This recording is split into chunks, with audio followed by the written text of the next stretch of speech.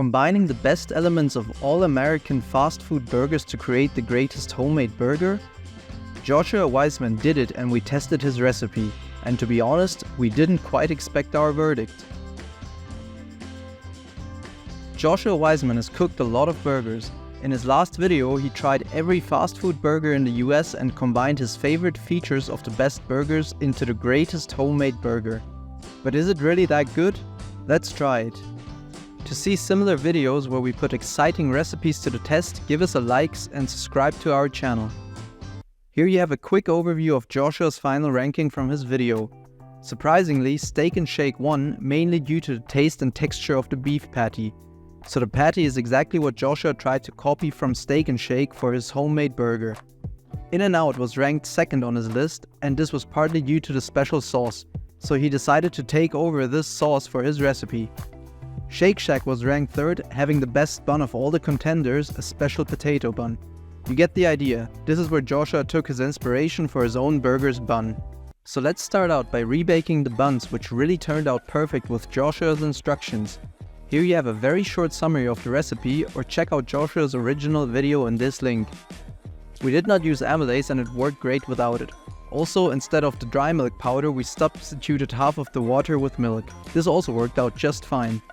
Combine 480 grams all-purpose flour with 50 gram potato flour or starch. Add 45 grams sugar and 2 teaspoons of salt. In another bowl, put 150 grams of warm water and 150 grams of warm milk around 32 degrees Celsius and add 10 grams of instant yeast. We also added some sugar to get the yeast activated. Add 1 large egg, whisk everything, and now add the milk-yeast mixture to the dry ingredients using a stand mixer. Mix until a rough dough is created and add 60 grams of softened butter, then mix until you end up with a smooth dough. We had to add some more flour as the dough was wet, so keep in mind that depending on how large your eggs are or which exact flour type you are using, you might need to add more flour or liquids. Emma formed the dough to a ball on our kitchen surface and put it back in the bowl. Covered it with some plastic foil and let it rise for about 1 hour at room temperature. Once the dough has doubled in size, punch down the dough, divide the dough into 8 pieces and form nice balls. Place them on a sheet pan with parchment paper, cover again with some plastic wrap and let it rise again for 45 minutes. When doubled in size yet another time, you can brush the buns with an egg-milk mixture and bake them at 190 degrees Celsius for about 15 to 17 minutes. When baked, you can brush them with melted butter for some extra shininess and good looks.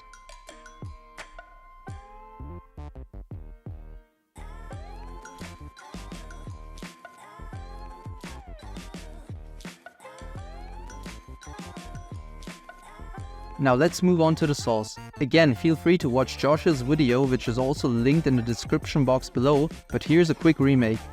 Just combine mayo, ketchup, Worcester sauce, mustard, dice some dill pickle, chives, salt and pepper. Caramelized onions, which we also made from scratch by just caramelizing 1 big onion in some butter and sugar and then letting it simmer for about 30 minutes. Make sure not to burn them by adding some water if needed, otherwise you will get this unpleasant burnt taste, which happened in our first batch.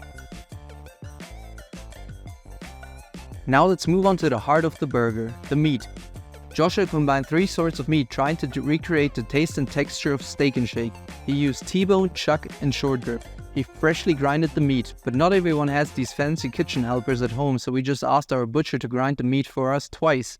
Our butcher gave us a weird look when we asked him to grind the meat, especially twice, but he'll have to live with it, and we certainly love the result. Now form 2.5 to 3 ounce balls and grill each patty shortly in a hot pan, and very important, smash the patties. We also do not have a special burger press, so we just used a heavy pot to press the balls to a thin burger patty. Put classic American cheese on it so that it can melt. Joshua swears on American cheese for this burger, but we tried one with Irish cheddar and it tasted so much better as the cheddar didn't overwhelm the meats and the other ingredients' taste. So now let's build the burger. The bun is toasted in some butter in a pan before being topped. Sauce it on both sides, pickles go on the bottom, followed by a cheesy patty and another cheesy patty, onions and extra sauce. And finally, let's crown our king with the bun's better half. And there it is. It really looks amazing. We have never made a burger before that looks this delicious, and honestly we also have never seen a burger before in a restaurant that looks more mouth-watering, except maybe once in New York City at the Tavern on the Green. Okay, so let's point out this first. If you have all the ingredients ready, those are the baked buns, beef patty balls and the sauce, then this burger is really just made in a few minutes. If you have to make it all from scratch, then it takes a few hours. But what we did on the weekend, we prepared some burger buns and also some patties which we already pressed thinner and put everything into the freezer. We also prepared a bunch of sauce. Now, for a quick lunch, you only have to toast the bread, fry the meat and toss everything on top of each other. It's super convenient. You'll have an amazing freshly grilled burger ready to be eaten in just 10 minutes. But now to the taste test. I mean, we already mentioned, it looks incredible and also it tastes phenomenal.